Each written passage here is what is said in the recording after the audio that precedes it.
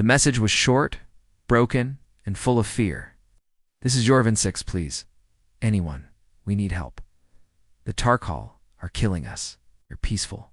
We have no weapons, please." That message spread across the stars. Many heard it. Few cared. The Galactic Union sent a reply. It said, "We acknowledge your message. We're sorry for your loss." And then, silence. Some trade worlds offered supplies, but only if Jorvin 6 paid first. Others said they were too far. A few sent diplomats with kind words and empty hands. Jorvin 6 was alone. The Tarkal did not stop. Their black ships filled the sky. Their soldiers walked through cities with fire and poison.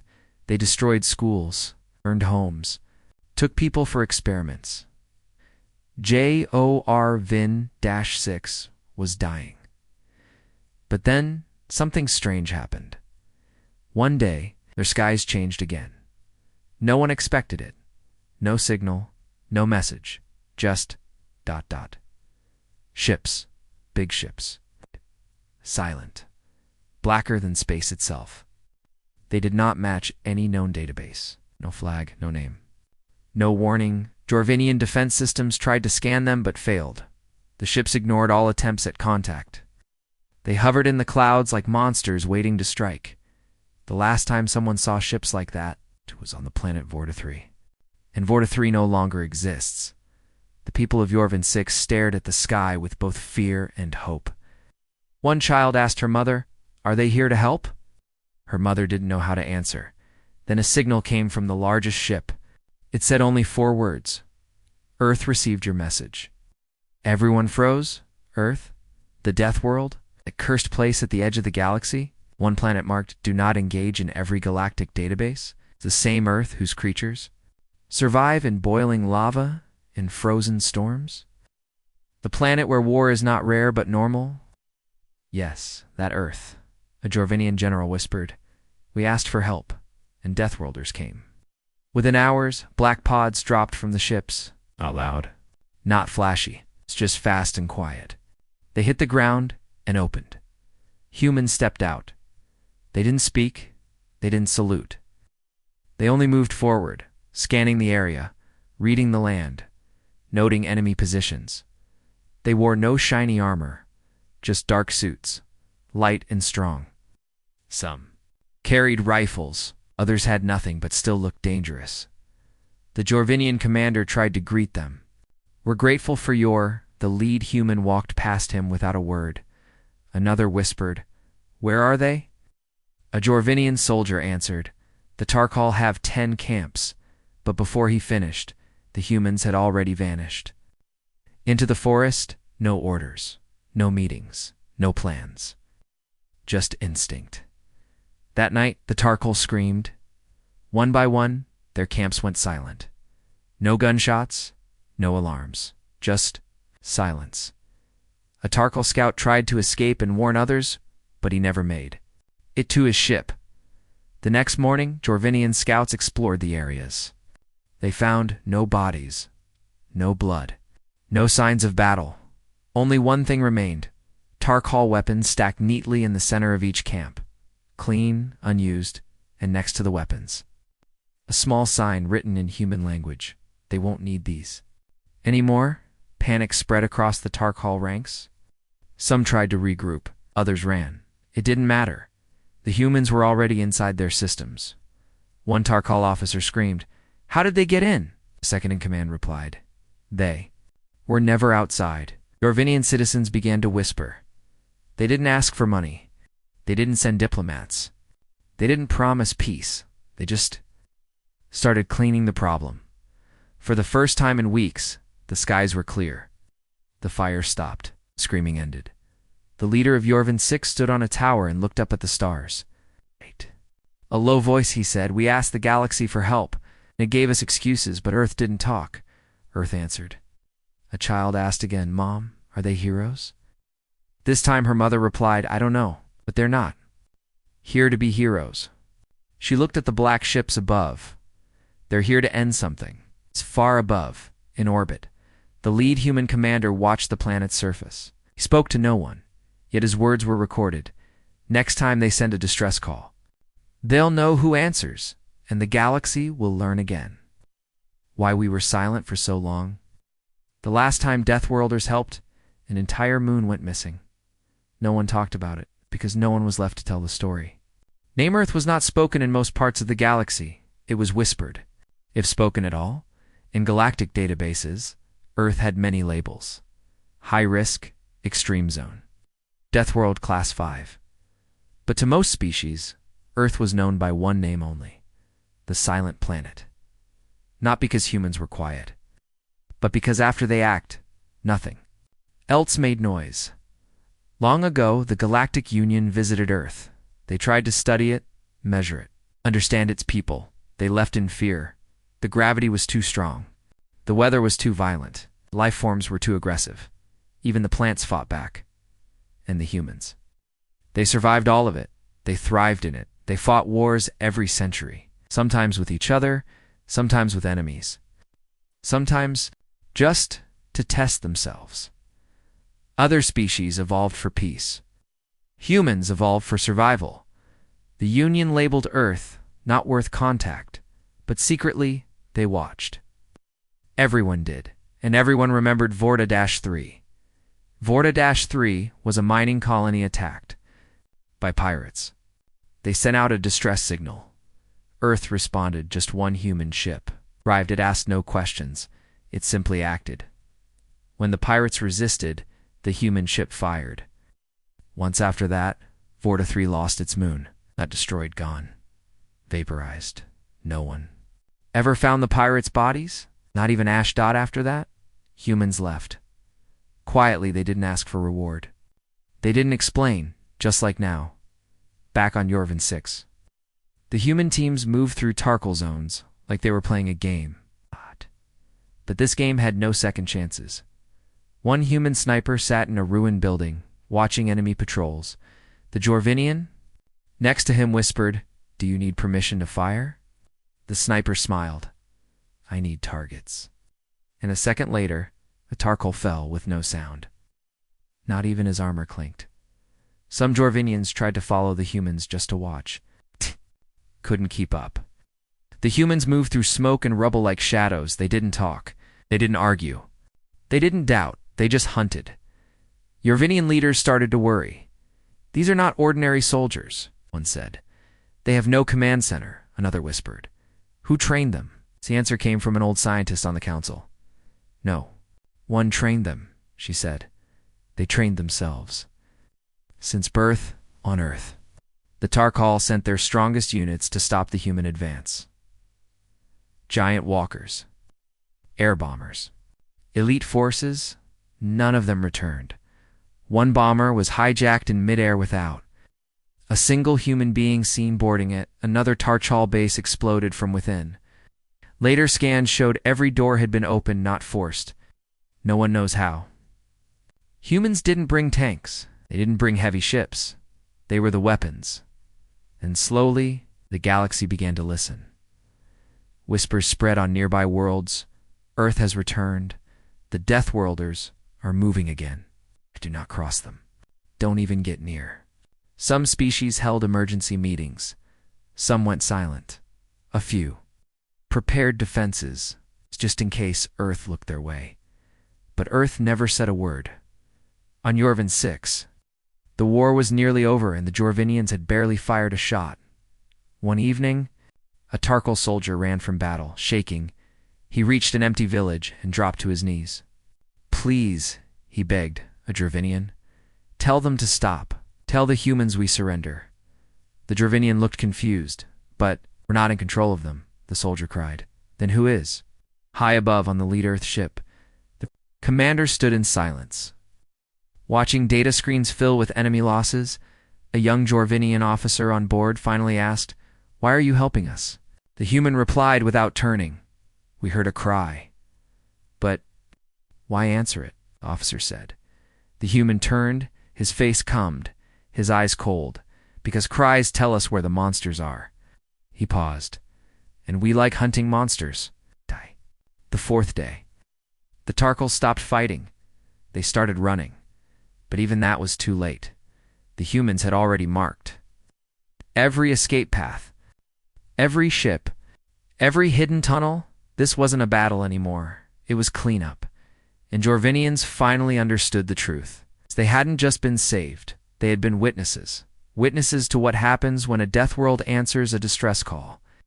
Do you need permission to fire? The human sniper laughed. The Jorvinian army had rules, ranks, and protocols. Before every mission, they held meetings. They wrote plans. They followed maps. The humans didn't know briefings, war rooms.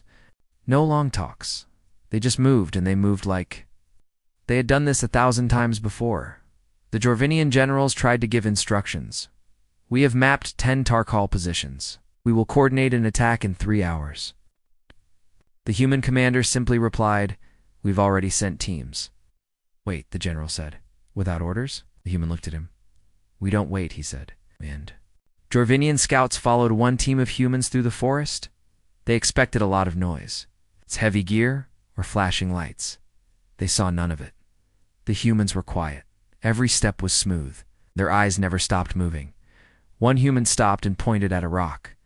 The Jorvinian scout looked confused. What is it? Heat signature, the human said. Sniper under it. Tarkal camouflage. Old trick.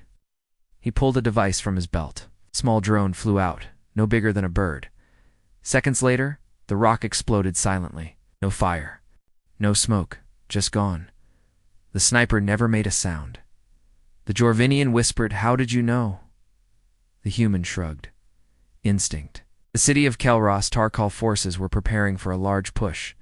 Over 50 armored soldiers and 2 air units were ready to attack Jorvinian civilians hiding underground, but they never got the chance.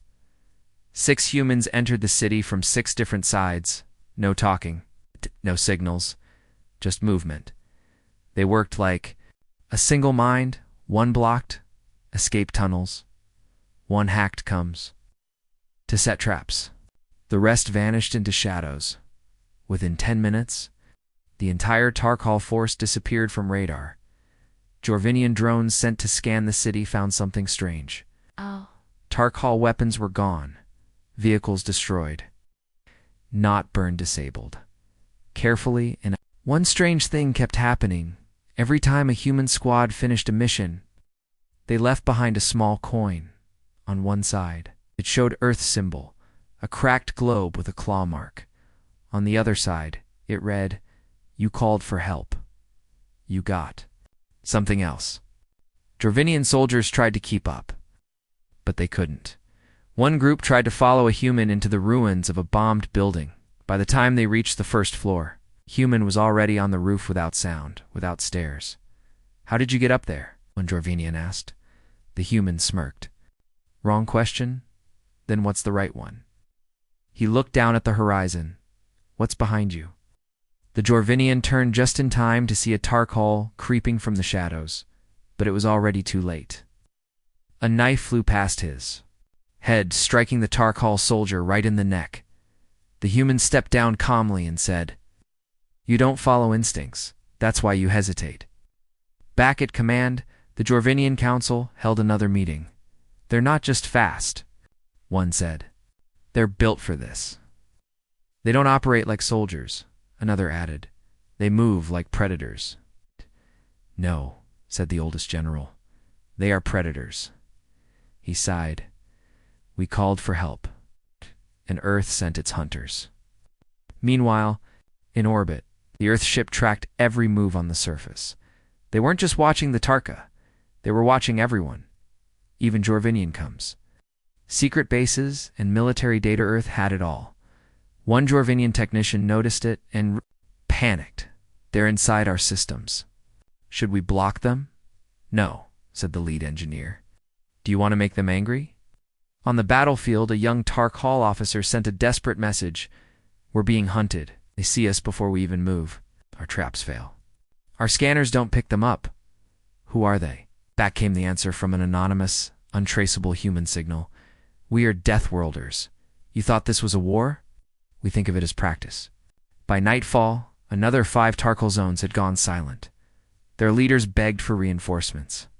But their own soldiers were too afraid to go in. One Tarkal screamed into his cums. We don't see them. How can we fight ghosts? And somewhere in the dark, a human voice answered, "You can't fight what you don't understand." Should have let the galaxy ignore that signal. Back on Yorvin 6, civilians came out from shelters. For the first time in weeks, they saw stars again. Children looked up at the sky. "Are the monsters gone?" one asked. A human soldier walking by stopped and answered quietly, "No, they're just learning what fear feels like." And then, like the shadows he came from, he was gone. There were no explosions, no alarms, no screams, only silence. And then, no Tarkahal. Were known across the galaxy as ruthless conquerors. They used fear like a weapon. Cities fell before their ships even landed. People surrendered just at the sound of their war horns. But now, on Yorvin 6, the horns were silent. Tarkal patrols vanished. Supply lines stopped moving. Entire outposts went dark. And still there were no sounds of battle, no broken walls, no burning skies, only silence. And silence now meant one thing. Humans were near. In one mountain sector, a Tarkal scout team went out to find a missing unit. They followed the trail into a dense forest. They found their answer not with bullets, not with traps, but with nothing. The forest was quiet. No birds. No wind. Just a still, heavy silence. Then they saw the gear Tarkal armor, neatly folded on a rock. Not broken. Not burned. It's just empty. And beside it, something written on the ground in human language. "We don't leave trash behind." The scouts turned and ran. Only one made it out. His hands shook as he reported what he saw. "There was no fight," he whispered. They didn't even scream. Over Yorvin 6. It was the same. No more airstrikes, no tank battles, just empty. Zones where enemy units used to be, sometimes. A single human was spotted watching from a rooftop, or walking through a ruined street, then gone, like a shadow that was never there. Tarkal. Commanders didn't know what to do. How do we fight? An enemy we can't even find? They tried setting traps. Humans disarmed them before they were even active. They tried using bait. Humans ignored it and struck elsewhere. One general shouted, "This is not war."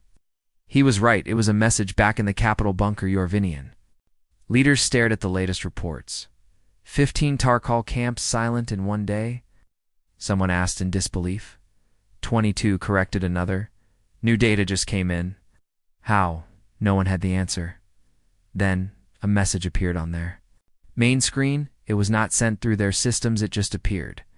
Black background, white text. Only 3 lines. War is loud. Justice is quiet. We are the quiet. Elsewhere, a group of human operatives entered a Tarkal communications base. They didn't kick down doors. They didn't blow up walls. They walked in. Security. Systems had already been disabled by something deep inside the base. The Tarkal guards were gone, not dead, just not there. And on every screen inside the control room, the same phrase appeared. "Your voice has been turned off." The galaxy finally took notice. Yorvin 6 was still officially marked under attack, but no one could find signs of war. A deep space. Monitoring stations sent out a galactic-wide update. Unknown human force has neutralized. 80% of Tarkal presence on Yorvin 6. No fleet activity, no weapon signatures. Casualty reports. Unavailable. Thought it was a joke. Others began to panic. If Earth could do this quietly, what could they do in a real war? On the 6th night, the largest Tarkal command center on the planet lost contact with all other bases. The commander demanded to know. What was happening? His staff couldn't answer. All comms were dead. Then the power went out. Only emergency lights remained, and then the sound of footsteps, but not many, just one. Slow, calm, purposeful. The Tarkal guards raised weapons, shaking. Who's there? No answer. Then in the dim light a shape appeared, a single human, no armor, no helmet. Just dark eyes and steady breath. He didn't speak. He didn't move fast. He simply walked forward. The guards opened fire. The lights went out again. No one in that command center was ever seen again. Only one camera feed survived. Showed the human entering it, never showed him leaving. Yorvinians gathered at a hill overlooking a battlefield. It had once been full of smoke and fire. Now it was quiet. A child asked, "Did the humans really defeat all of them?" An old woman answered, "No, they didn't just defeat them." Ow. She pointed to the empty land below. They erased them. On the seventh day, the Tark Hall fleet above Yorvin 6 received one final message from the surface. No voice, no face, just text: all ground forces neutralized. Your war is over. Leave or disappear next. The fleet didn't wait. Within hours, every Tarkal ship turned and jumped to light dash speed. No questions. No pride, just fear. Back on the planet, humans gathered at extraction points. No victory speech, no flag. They didn't even say goodbye. They simply vanished. It's just like the ones they came to fight. And on every wall, screen, or burnt-out building, one sign remained behind. This is what happens. Silence answers your call. The Jorvinians begged for help. The humans answered. But now, the Jorvinians had a question of their own. What have we invited to our world? The Tarkal were gone. No smoke in the skies. No soldiers in the streets. No more fear in the dark. For the first time in many days, Yorvin 6 was silent, and not the kind of silence that came before an attack. This was peace, but it didn't feel peaceful. Not really, because the humans were still there, and they weren't celebrating. "Hi." Council called an emergency meeting. "They destroyed an entire army," said one counselor. "And they did it in days. With only a few squads," another added. "No ships, no tanks, no support." Someone finally asked, "What do they want from us now?" No one had the answer. The humans never said. They never made demands. They never sent a bill. They never claimed territory. They just stayed. Earth ships still hovered in orbit, silent, unmoving. Jorvinian air traffic had to be rerouted because the humans refused to respond to standard flight control. Some called it a glitch. Others called it a warning. On the surface, human teams began setting up strange devices. Small towers with blinking blue lights, scanners, listening equipment. No one knew their purpose. "They're mapping something." One Yorvinian technician whispered, "Why?" Another asked, "The Tark Hall are gone."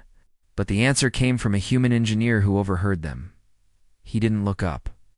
He didn't smile. He just said, "We always study places we visit," and walked away. Soon, Yorvinian news stations started asking the question out loud: who really needed help? Was it us? Or was it the humans? A popular broadcast aired footage of humans walking through city streets like they owned them.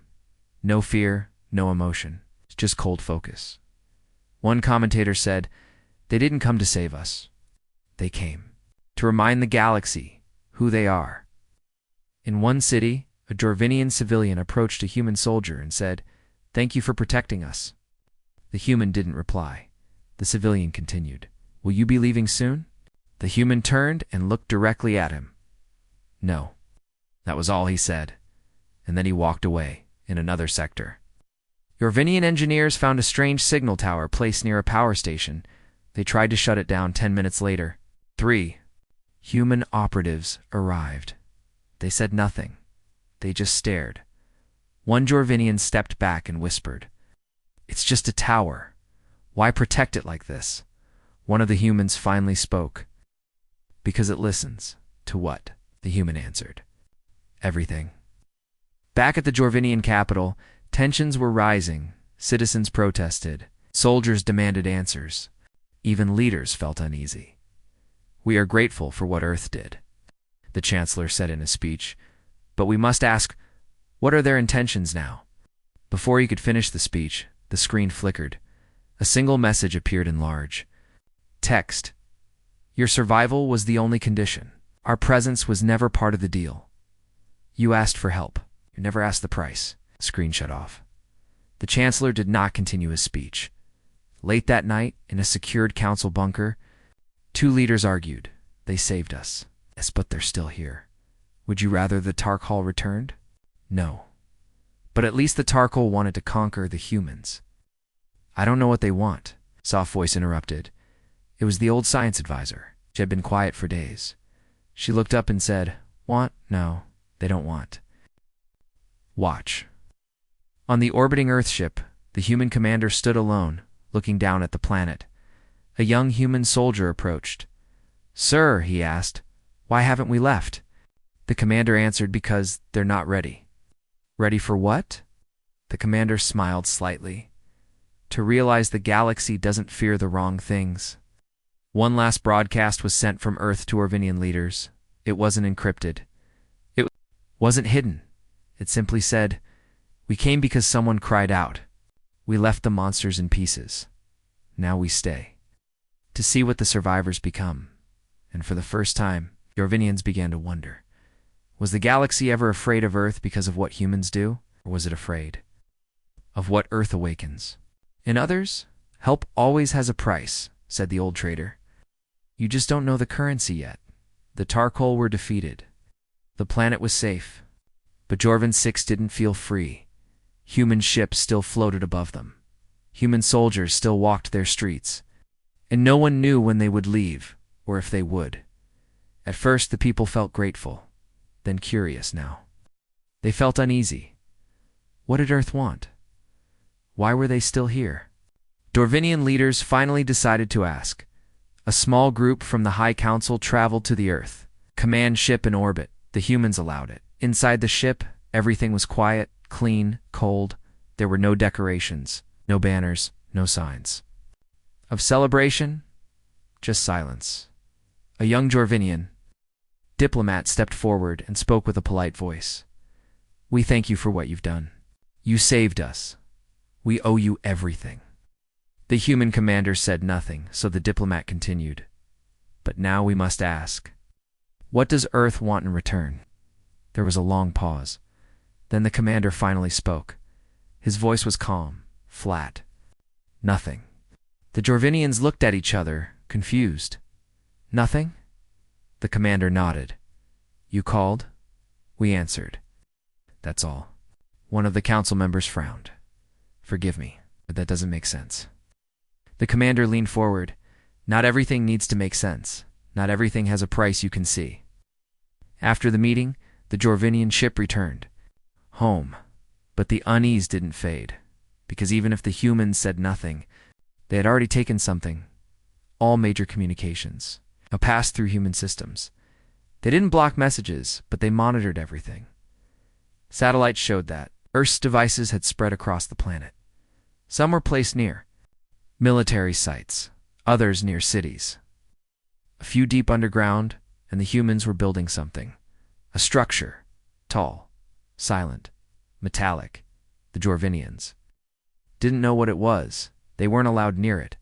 When they asked, the only answer they got was observation tower. Protests began in some cities. People shouted, they saved us now. They're watching us. Some demanded the humans leave. Others said they couldn't be forced out.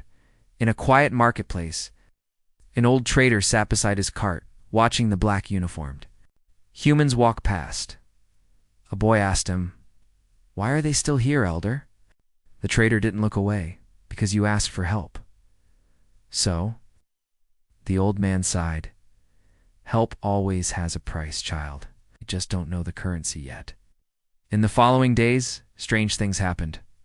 A Jorvinian weapons lab shut. Down without explanation, its staff disappeared. Later, a message was found written on the lab's door in human standard. Some tools are too dangerous for those who can't control them. Elsewhere, corrupt governor who tried to steal aid funds went missing. His mansion was left untouched, but in his office, his computer screen blinked with a single word, corrected. One member of the council, furious, demanded answers.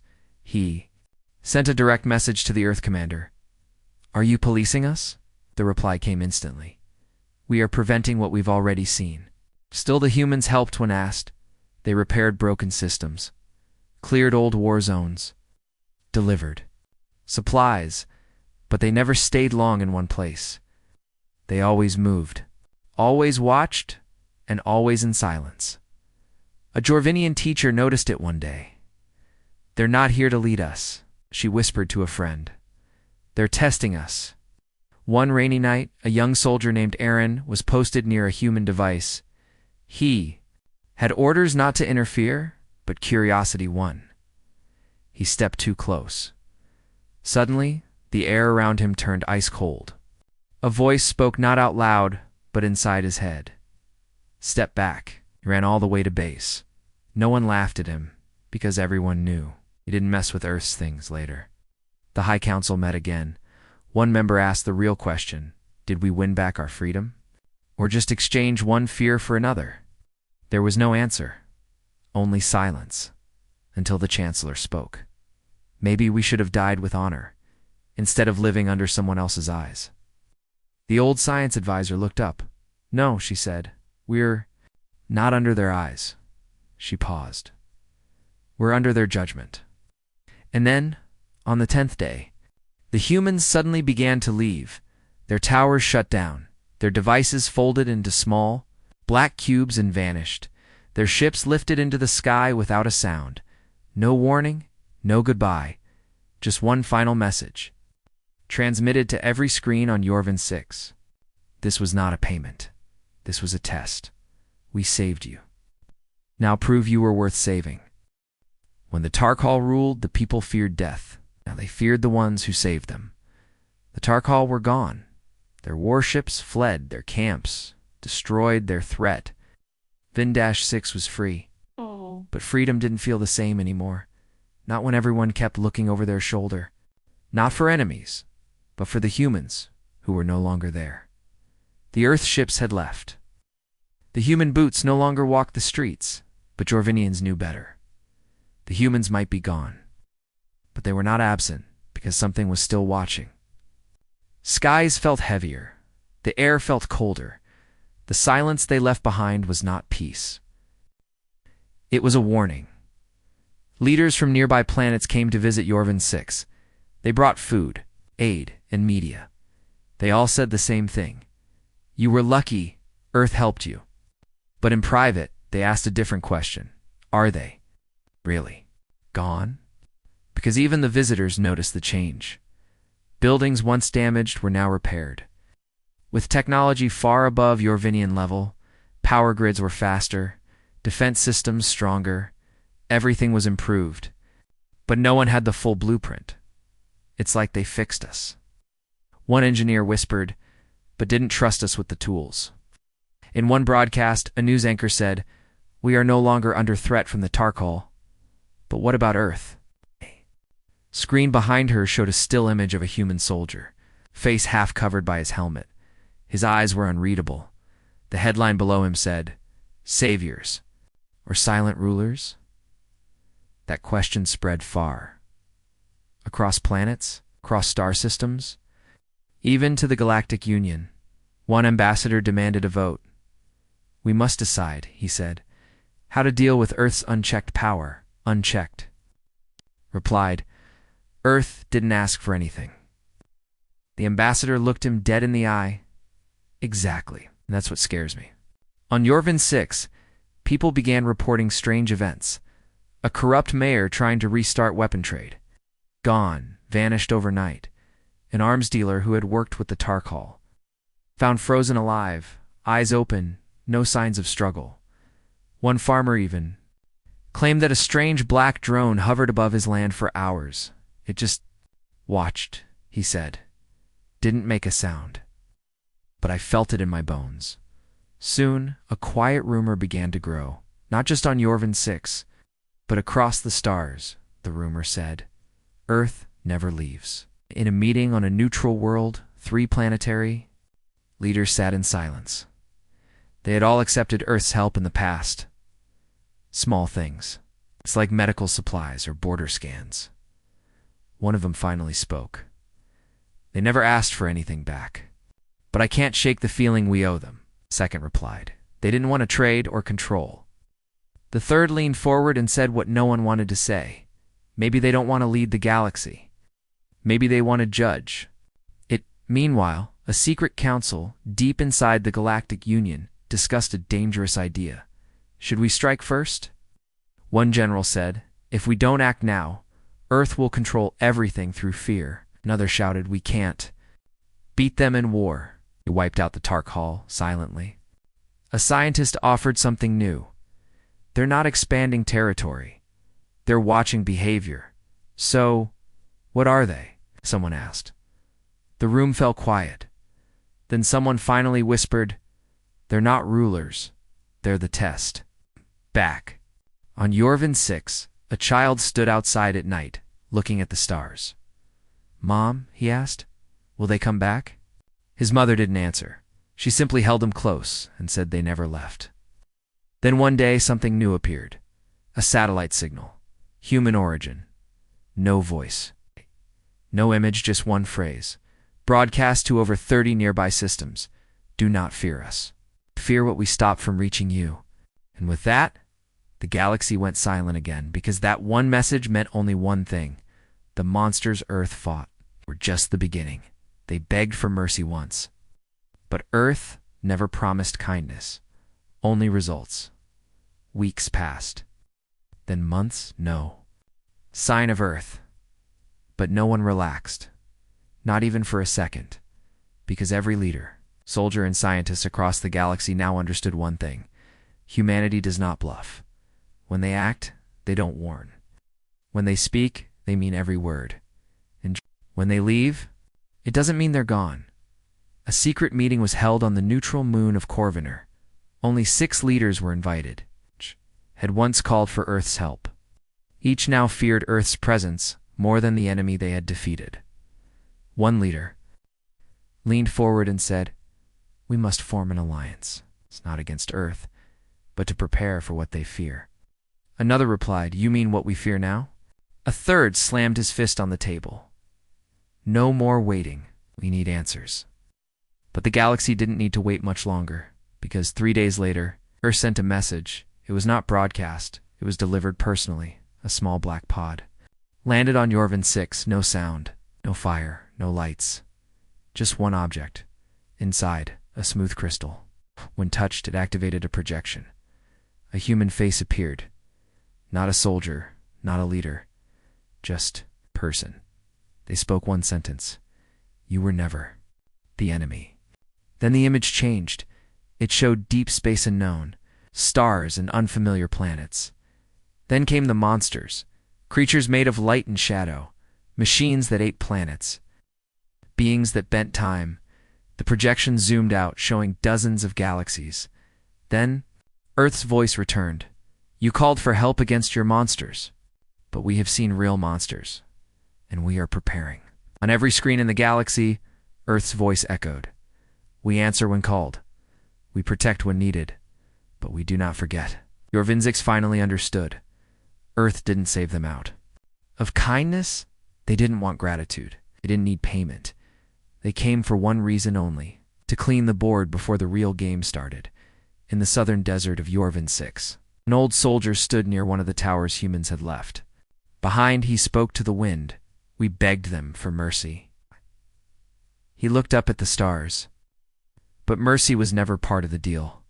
Across the stars, Earth had gone quiet again, but not still. They were building, training, watching.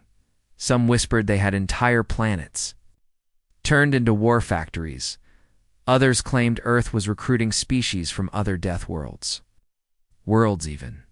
Harsher than JOR Ven-6, they called it. The Death Worlder Pact. Rumors said Earth had 3 rules: protect the innocent, destroy threats before they spread, show no mercy to monsters, and if a planet failed to protect itself, Earth would step in, but it would not come to save. It would come to finish what others see.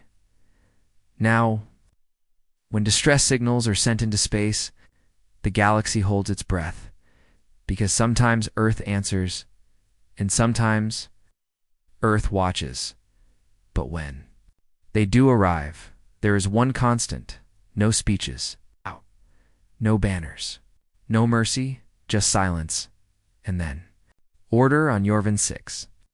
People still tell stories of the day Earth came. They don't speak of the battle. They speak of the silence after it. They speak of how Earth changed their world with just a presence. No flag was raised, no throne was built, but everyone knew the moment Earth arrived, the rules changed. Forever. Final words: humanity never asked for power. But when monsters came, they didn't run. They stood. They fought.